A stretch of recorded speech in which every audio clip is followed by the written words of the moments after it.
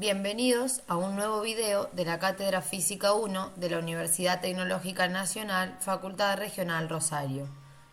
En esta oportunidad veremos la resolución de problemas aplicando leyes de Newton y por consideraciones energéticas. Primero, vamos a recordar cuáles son los pasos a seguir para resolver problemas aplicando leyes de Newton. A. Comprender la situación física planteada en el enunciado, leyéndolo cuidadosamente. B. Identificar los cuerpos cuya masa no se desprecia. C. Representar todas las fuerzas que actúan sobre los mismos. D. Representar si se conoce o puede preverse el vector aceleración y recordar que no es una fuerza. E. Escoger y dibujar los ejes coordenados X e Y y representar el sentido positivo de cada uno. Es conveniente seleccionar la dirección y sentido de uno de los ejes en la dirección y sentido de la aceleración. Así, cuando se aplique la segunda ley de Newton, las componentes de la aceleración serán positivas. Si la componente de la aceleración es nula, el sentido adoptado para el eje es arbitrario. F. Calcular las componentes de todas las fuerzas en las direcciones de ambos ejes. Para esto se utilizan las funciones seno y coseno. G. Plantear la segunda ley de Newton para cada cuerpo en las direcciones elegidas. Recordar que la segunda ley de Newton nos plantea que la fuerza neta aplicada sobre un cuerpo es proporcional a la aceleración. Esta proporcionalidad se plantea a través de la masa. Además, tanto la fuerza como la aceleración son magnitudes vectoriales, por lo tanto, debemos calcularlos tanto para el eje X como para el eje Y.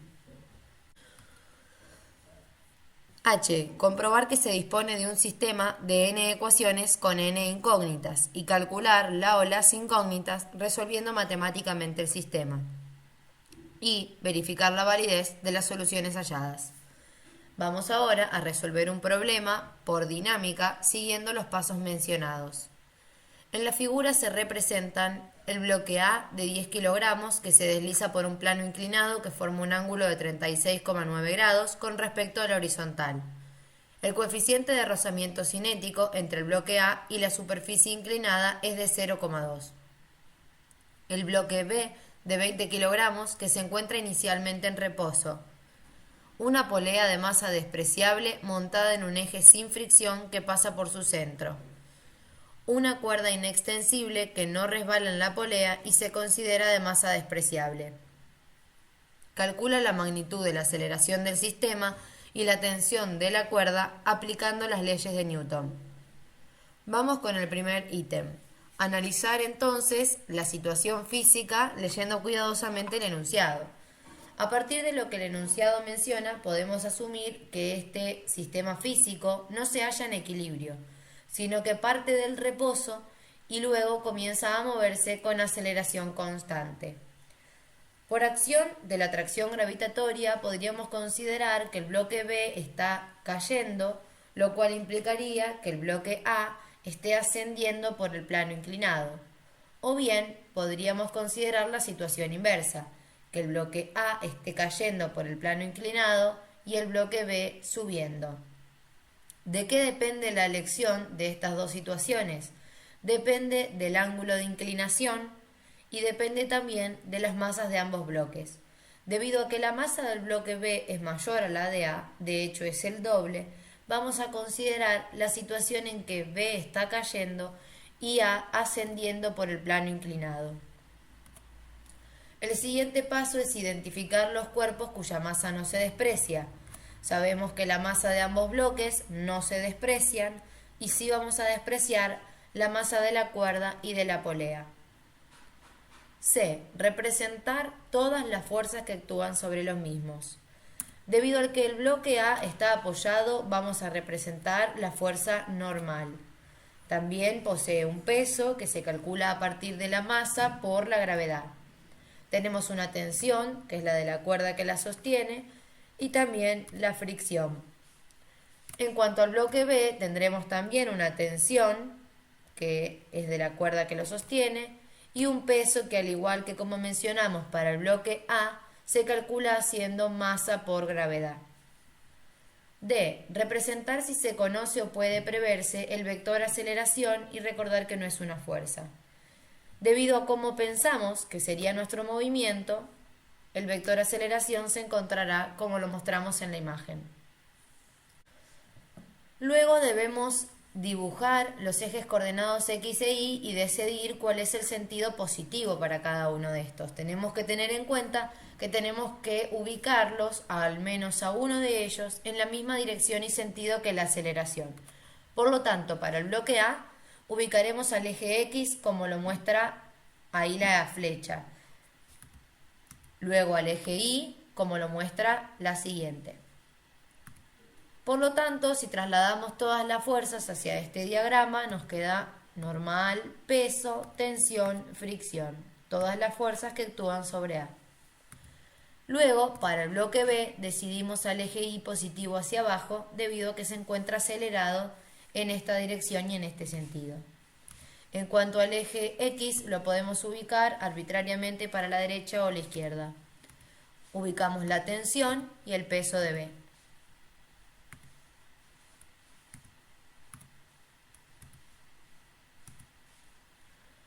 Luego debemos calcular las componentes de las fuerzas en las direcciones de los ejes. Podemos mencionar que la normal, la fricción, T1, T2 y el peso de B se encuentran en igual dirección que los ejes.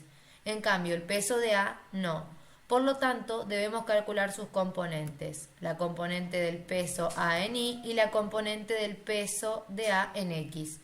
Para esto utilizaremos el ángulo del plano inclinado, que será el que forma el peso de A con el eje Y.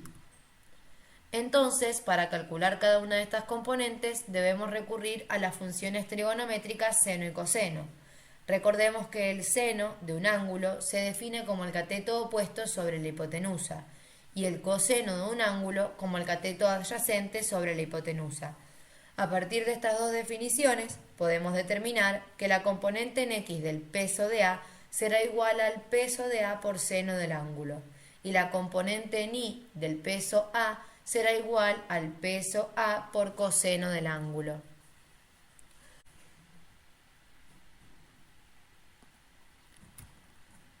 G. Plantear la segunda ley de Newton para cada cuerpo en las direcciones elegidas. Para el bloque A debemos igualar la sumatoria de fuerzas en Y a 0, ya que la componente de la aceleración en Y es nula. En cambio, la sumatoria de fuerzas en X la igualamos a masa por aceleración en X. En el eje Y tendremos a la normal positiva y la componente del peso en Y negativa. Por lo tanto, desde acá concluimos que la normal es igual a la componente en Y del peso. En cuanto al eje X, tenemos como positivo la tensión, negativa la fricción y la componente en X del peso.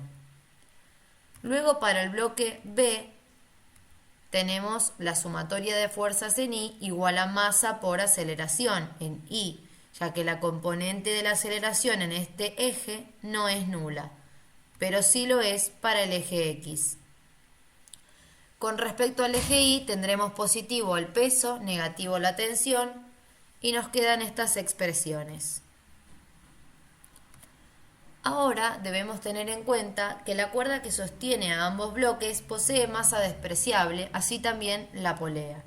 Esto nos permite determinar que la tensión, la que está en el bloque A y la que está en el bloque B, tengan igual magnitud y de ahora en más la llamaremos solo T. Lo mismo haremos con la aceleración, debido a que la aceleración que experimenta A y B será la misma porque la cuerda que lo sostiene es inextensible. Por lo tanto, de ahora en más la llamaremos solo A. De las expresiones que mencionamos recientemente nos quedarán las siguientes. Le llamamos ecuación 1 a la que sale de la sumatoria de fuerzas en X para el bloque A y ecuación 2 a la que sale de la sumatoria de fuerzas en Y para el bloque B. La primera de las expresiones que sale de la sumatoria de fuerzas en Y para el bloque A no la mencionamos como una ecuación debido a que todo lo que esta expresión nos representa lo tenemos de dato, por lo tanto no es una ecuación con incógnitas. De esta manera estamos planteando el paso H. Comprobamos así que tenemos dos ecuaciones y dos incógnitas, las que son la tensión y la aceleración. A partir de esto tenemos que resolver el sistema.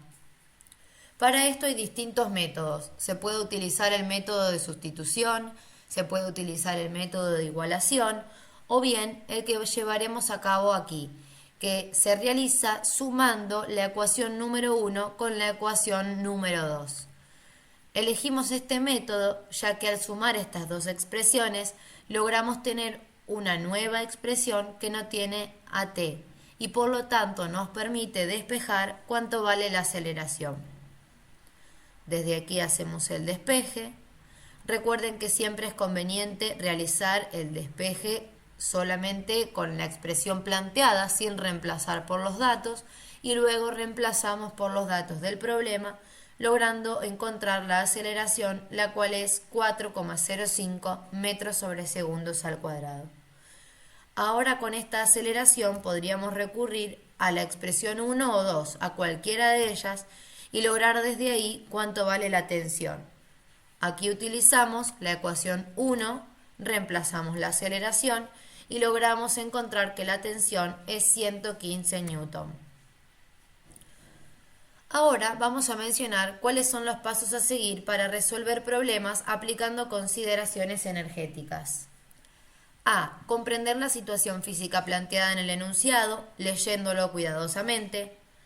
B. Identificar los cuerpos cuya masa no se desprecia. C. Representar todas las fuerzas que actúan sobre los mismos.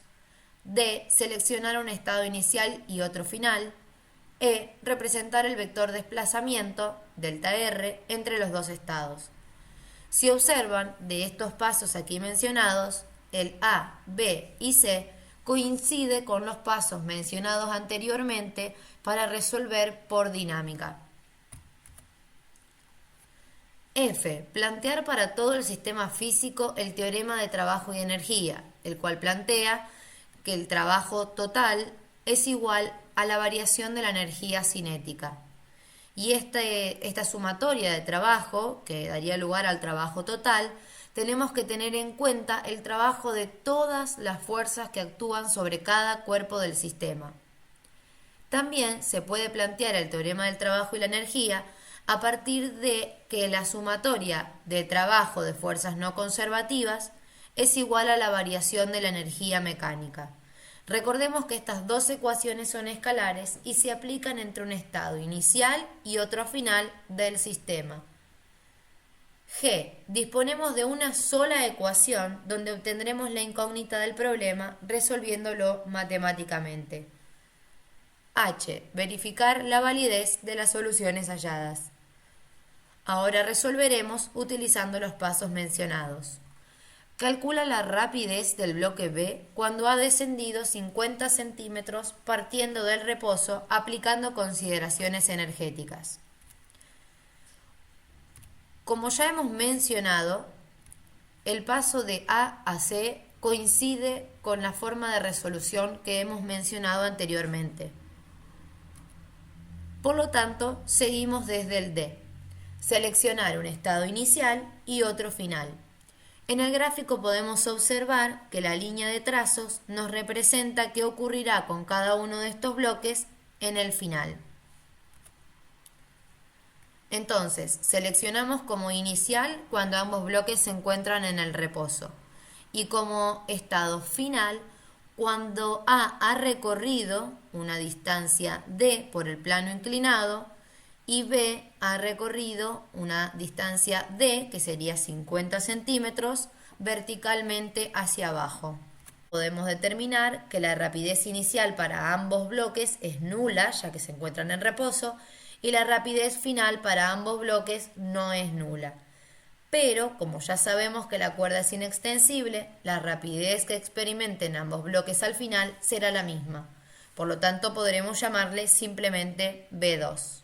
El estado inicial lo representaremos con subíndice 1 y al final con subíndice 2. Ahora debemos representar el vector desplazamiento entre los dos estados. El desplazamiento de cada cuerpo lo vamos a indicar entonces con este vector que observamos en los dibujos. Tenemos que tener en cuenta que debemos calcular el trabajo de fuerzas no conservativas. En el caso de las tensiones, cuando calculemos el trabajo para la tensión 1, se realizará de la siguiente manera. La tensión por D, por los 50 centímetros que se desplaza. Y en el caso del trabajo de la tensión 2, nos quedará menos la tensión 2 por D. ¿Cuál es la causa de este signo negativo? La causa es que tenemos que recordar que el trabajo en la ecuación es la fuerza por la distancia por el coseno del ángulo que forma con el vector desplazamiento. En el caso de T1, el ángulo que forma con el vector desplazamiento es de 0 grados y coseno de 0 grados es igual a 1. Pero en el caso de T2, el ángulo que forma con el vector desplazamiento es 180 grados y el coseno de ese ángulo es menos 1. Por lo tanto, nos queda el trabajo de T2 negativo. Al realizar la sumatoria de estos dos trabajos para las tensiones, logramos encontrar que es nulo. Ahora bien, vamos a plantear el teorema del trabajo y la energía y lo realizaremos a partir de la expresión de abajo, es decir, a partir de la sumatoria del trabajo de las fuerzas no conservativas, el cual es igual a la variación de la energía mecánica. Tengamos en cuenta que la energía mecánica se plantea a partir de la suma entre la energía cinética y la potencial. En cuanto a las fuerzas no conservativas que tenemos presente, ya hemos mencionado qué ocurre con la tensión, pero la siguiente que se presenta aquí es la fricción. En cuanto a la fricción, el ángulo que forma con el vector desplazamiento es de 180 grados, por lo tanto el cálculo de su trabajo se realizará a partir de la fricción por coseno de 180 por D. Y recordemos que las variaciones de energía siempre se plantean de un estado final menos el inicial. La energía cinética inicial para cada uno de los bloques es nula, ya que hemos mencionado que la rapidez inicial es 0. Ahora, para calcular la energía cinética debemos recordar que se realiza a partir de un medio de la masa por la rapidez al cuadrado. Y en cuanto a la energía potencial, se calcula a partir de la masa por la gravedad por la altura. Para determinar la variación de altura del bloque B es sencillo, porque ya sabemos que se desplaza 50 centímetros. Pero más difícil es analizar cuál es la variación de altura para el bloque A.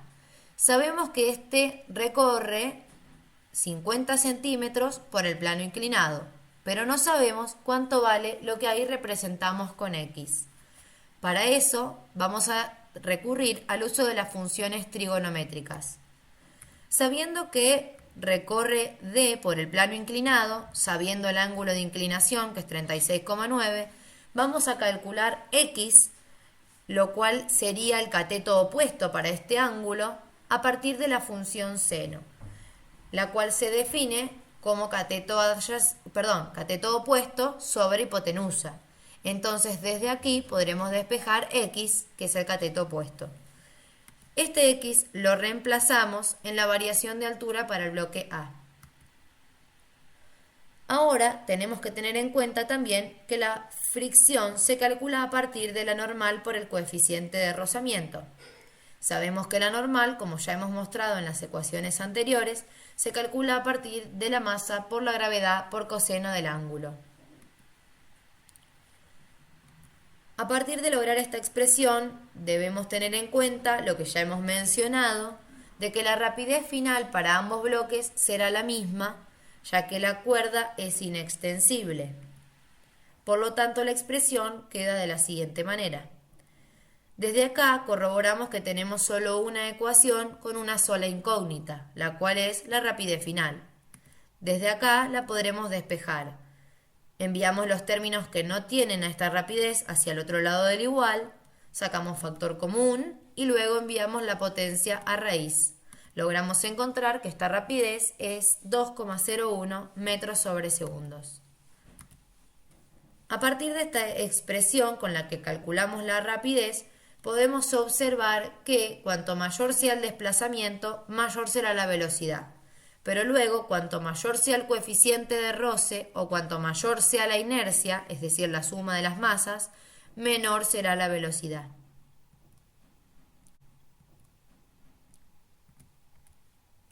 Si utilizamos esta rapidez que acabamos de calcular, podemos sacar también el valor de la aceleración para compararla con el otro método de resolución.